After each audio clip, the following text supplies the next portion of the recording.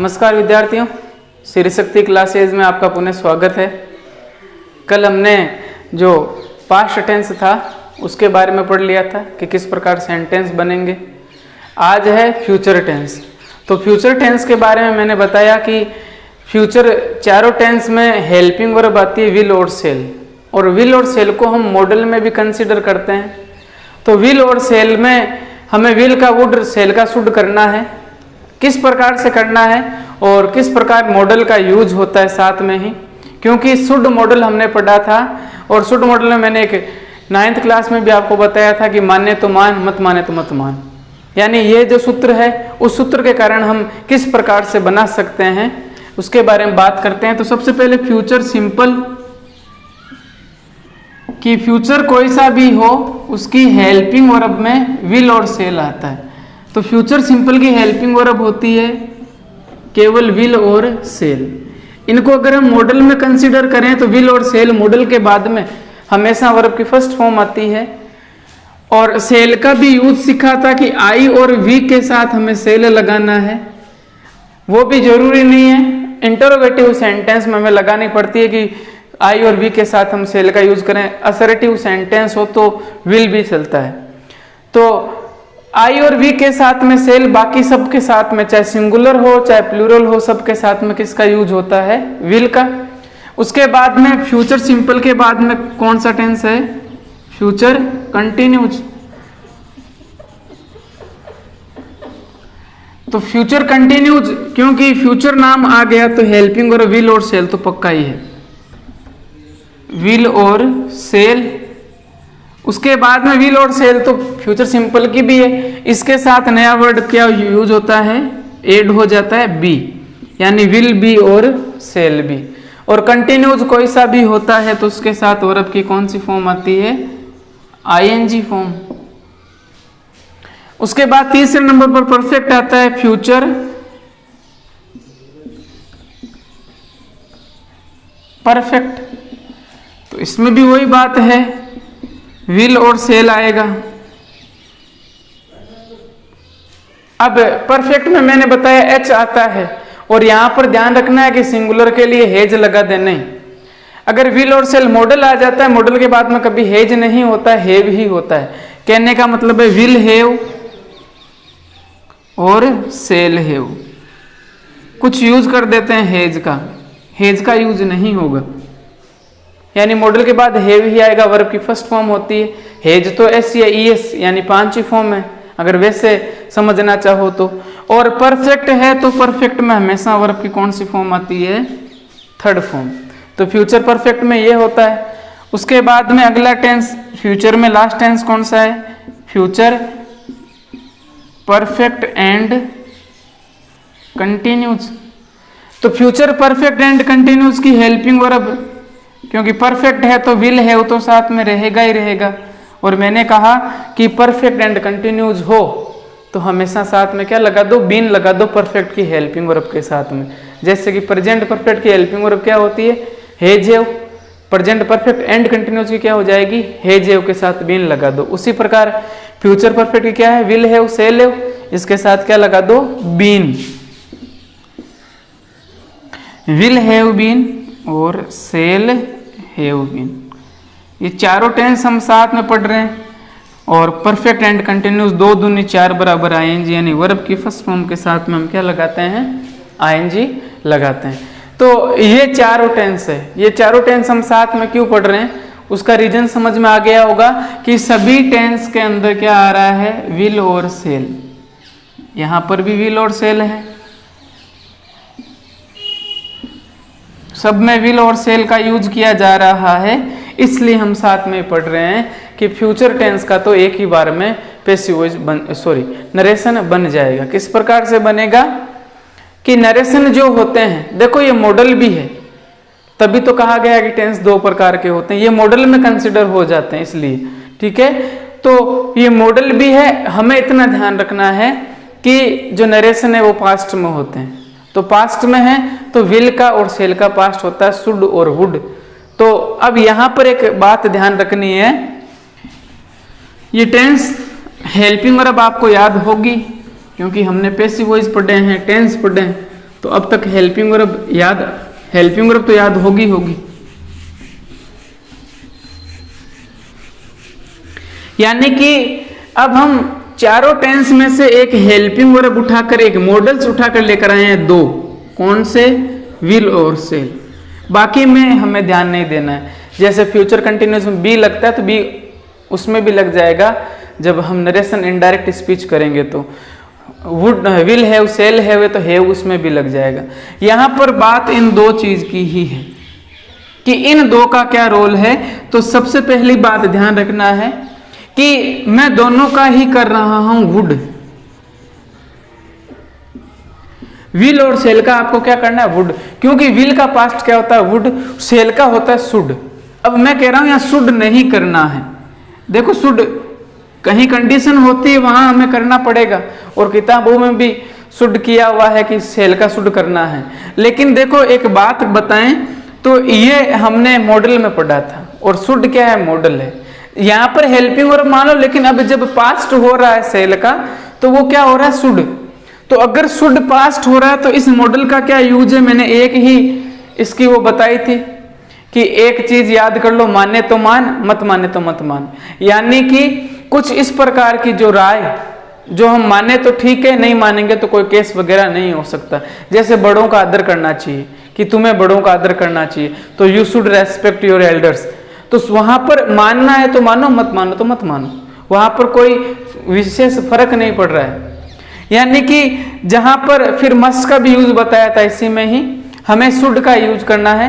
तो शुड इसलिए नहीं करेंगे क्योंकि ये मॉडल जब आ जाता है तो ये एक जो सलाह देने के लिए यूज किया जाता है। इस मॉडल का यूज हम सलाह देने के लिए, किसी को परामर्श देने के लिए करते हैं, इसलिए शुड नहीं करेंगे। शुड करेंगे तो वाक्य का भाव अलग हो जाता है। हमें लगभग क्या करना है? विल और सेल का वुड करना है। आई और वी आता है तो आप शुड कर सकते हो, लेकिन प्रीफर वुड को करना है।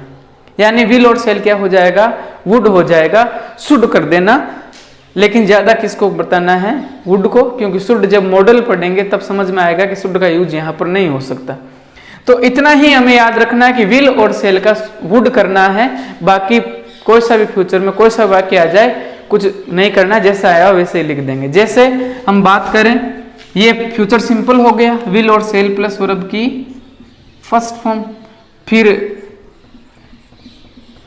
विल बी और सेल बी प्लस वर्ब की आईएनजी फॉर्म। तो हमें विल और सेल का क्या करना है? वुड। बी आया हुआ है यहाँ, तो यहाँ पर भी लगा देंगे। यहाँ आईएनजी आया हुआ है तो यहाँ पर भी आईएनजी लगा देंगे। ठीक है। उसी प्रकार फ्यूचर परफेक्ट का क्या होगा?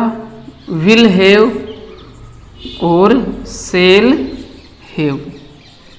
विल आया हुआ है, सेल आया हुआ है, क्या करेंगे? वुड। हैव यहाँ पर है तो यहाँ पर भी क्या कर देंगे? हैव ही कर देंगे। उसके बाद परफेक्ट में वर्ब की कौन सी फॉर्म आती है? Third form. थर्ड फॉर्म यहाँ पर है तो यहाँ पर भी थर्ड फॉर्म कर देंगे, क्योंकि पैसिव में थर्ड फॉर्म चाहिए, यहाँ पर जो फॉर्म है वही चलेगी। उसके बाद में विल हैव बीन और सेल हैव बीन का क्या कर देंगे? वुड हैव बीन, और कुछ नहीं करना है। तो ये टेंस एक ही बार में पूरे हो जाते हैं नरेशन में। लास्ट टेंस कौन सा है? Future perfect and continuous. Will have been, shall have been plus verb की आईएनजी फॉर्म। हमें विल और सेल को देखना है, हम क्या कर देंगे? Would have been plus ING है तो यहाँ पर भी आईएनजी कर देंगे। तो ये बात समझ में आई होगी। मैं कह रहा हूँ वुड करना है, शुड गलत नहीं है, लेकिन मॉडल की दृष्टि से देखा जाए तो वाक्य का भाव किस प्रकार का हो, इसलिए हम केवल वुड करेंगे। तो चारों टेंस एक ही बार में समझ में आ गए होंगे कि किस प्रकार से ये होंगे चेंज। कुछ सेंटेंस करते हैं।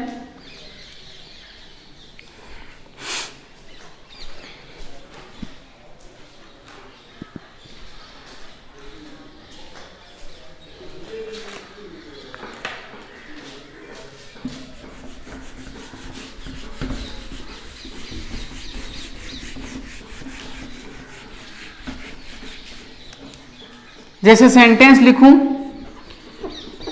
ही said to us, I shall go to Jaipur tomorrow, ये वाक्य लिखा हुआ है।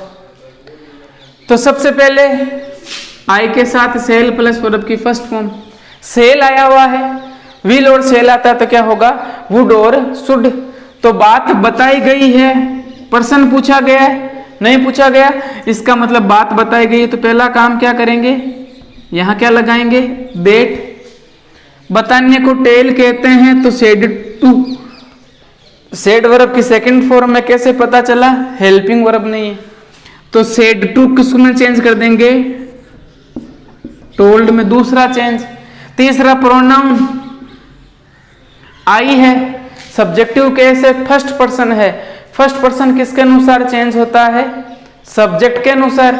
तो सब्जेक्ट में क्या है, ही, ये सब्जेक्टिव केस है और ही भी क्या है, सब्जेक्टिव केस है। तो सब्जेक्टिव केस है तो यहां पर ही हो गया।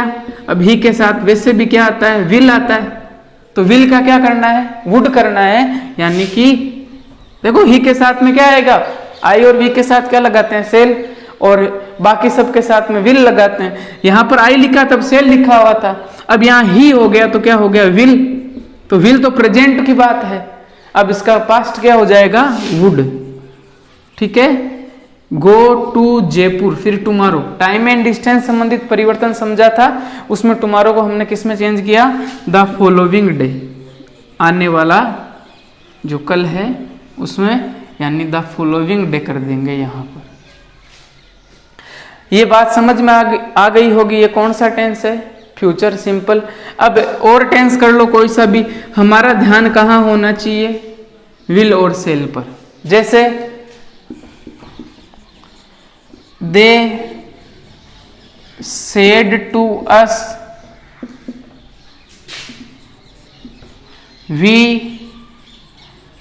Cell B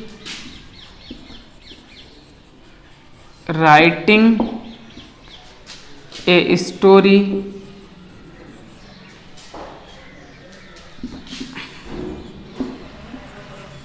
to your friends. Story कर दो, कुछ भी लेटर कर दो। They said to us we shall be writing a story to your friends. तो सबसे पहले इन्वर्टेड कॉमा को हटाएंगे, इन्वर्टेड कॉमा को हटाना है। वाक्य कैसा है, कहीं पर भी साइन ऑफ इंटरोगेशन नहीं है, इसका मतलब है कनेक्टिव क्या लगाएंगे, डेट। बात बताई गई है तो क्या हो जाएगा, टोल्ड। उसके बाद प्रोनाउन चेंज करना है, वी प्रोनाउन होता है एक pronoun, shall be writing a story to your, your भी एडजेक्टिव में होता है लेकिन प्रोनाउन केस में हम यूज करते हैं। तो ये भी, ये वी कौन सा पर्सन है, first person.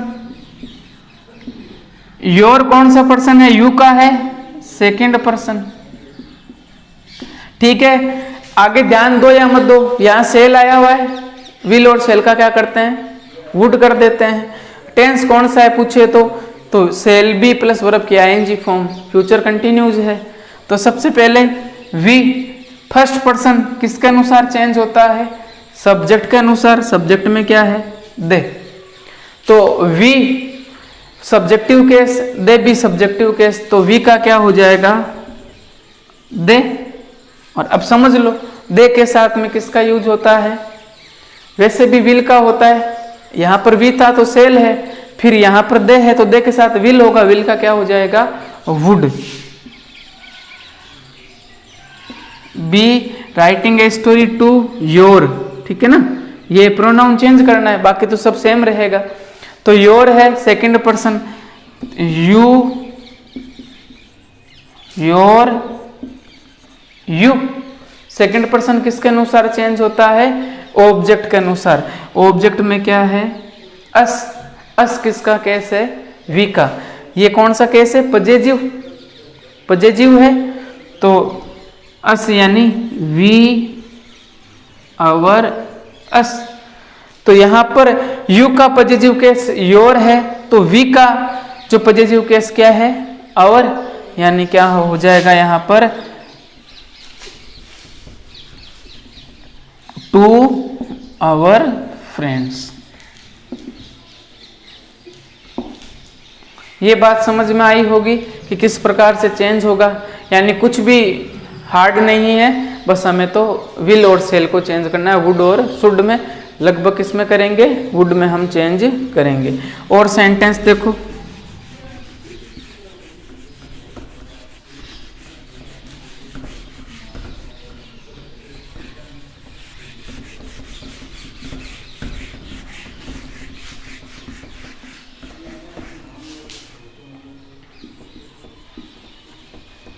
Rakesh said to me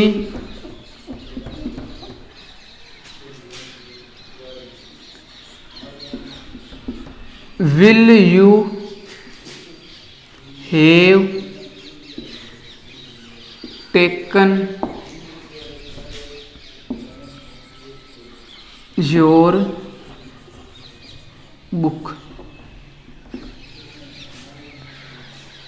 Rakesh said to me will you have taken your book।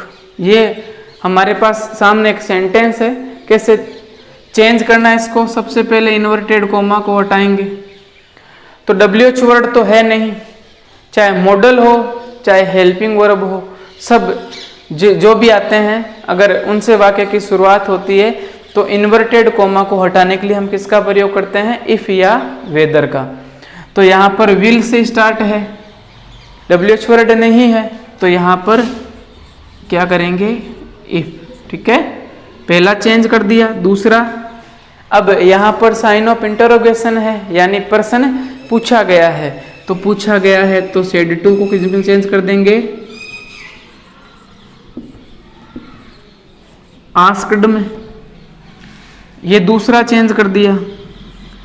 अब साइन ऑफ इंटरोगेशन है तो हमें इसको हटाना है। ये हटाएंगे तो क्या किस प्रकार से हटाएंगे कि हम सब्जेक्ट को पहले लिख दें। तो सब्जेक्ट क्या है, यू, यही है सब्जेक्ट, इतना तो पता चलता होगा। मेन वर्ब से पहले है, लेने का काम कौन कर चुका होगा, यू यानी तुम। और ये हमारी हेल्पिंग वर्ब है, यानी ये हेल्पिंग वर्ब इस साइड में और यू यहाँ पर।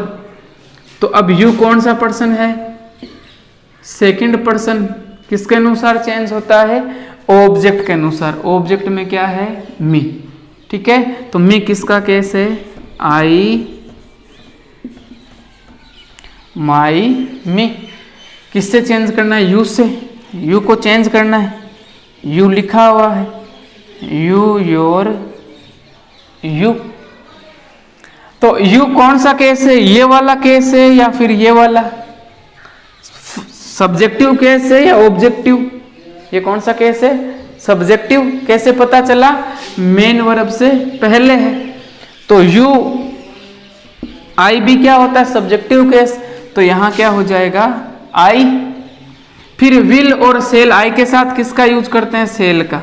तो मैं यहां पर, आप शुड कर दो, लेकिन मैं क्या करूंगा, वुड करूंगा, शुड भी कर दो। बाकी शुड का यूज नहीं हो सकता यहाँ पर, सही तो यही रहता है। तो वुड आ गया, फिर हैव है तो हैव को रहने दो, इनसे हमें कोई प्रॉब्लम नहीं। हैव, ठीक है, टेकन।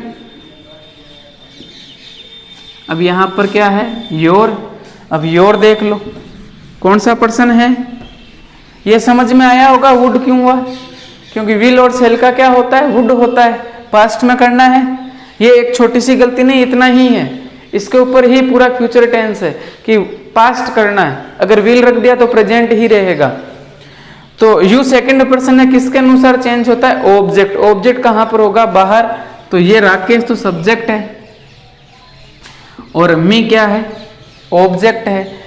तो ऑब्जेक्ट अभी हमने इसी को पढ़ा था, आई, माई, मी, क्योंकि मी किसका केस है, आई का ही है।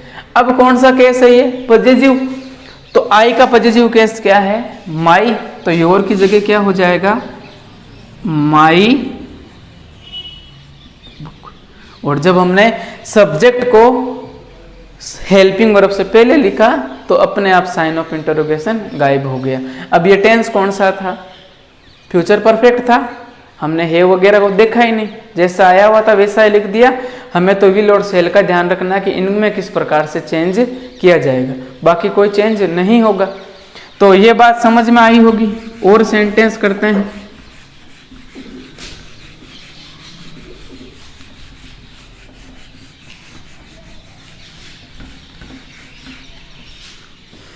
She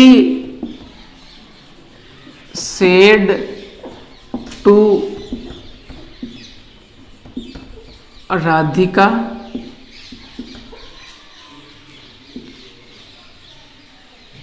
where will you stay in Jaipur. कौन सा टेंस है पता चल रहा है? विल प्लस वर्ब की स्टे यानी रुकना, कि तुम कहाँ रुकोगी जयपुर, जयपुर में तुम कहाँ रुकोगी। तो सबसे पहले हमें इन्वर्टेड कोमा को हटाना है। इन्वर्टेड कोमा को हटाएंगे तो देखेंगे वाक्य की शुरुआत किससे हो रही है? WH वर्ड से। तो इन्वर्टेड कोमा को हटाने के लिए WH वर्ड से होती है, तो वही WH वर्ड लगा देते हैं। W छोटा लिखेंगे क्योंकि वाक्य के बीच में आएगा स्मॉल लेटर में। फिर पर्सन पूछा है, अब तो पता चल रहा है कि पर्सन पूछा जा रहा है, तो पूछने को आस्क कहते हैं। सेकंड फॉर्म क्या हो जाएगी? आस्क्ड। उसके बाद में ये विल अगर मैं यहीं लिख दूं, वेयर का विल का वुड कर दिया, तो फिर WH के तुरंत बाद अगर हेल्पिंग वर्ब आ जाती है तो पर्सन जो वाक्य है सेंटेंस वो कैसा हो जाता है? इंटरोगेटिव। जबकि नरेशन में इंटरोगेटिव नहीं रखा जाता है। कैसे रखा जाता है? Simple assertive sentence.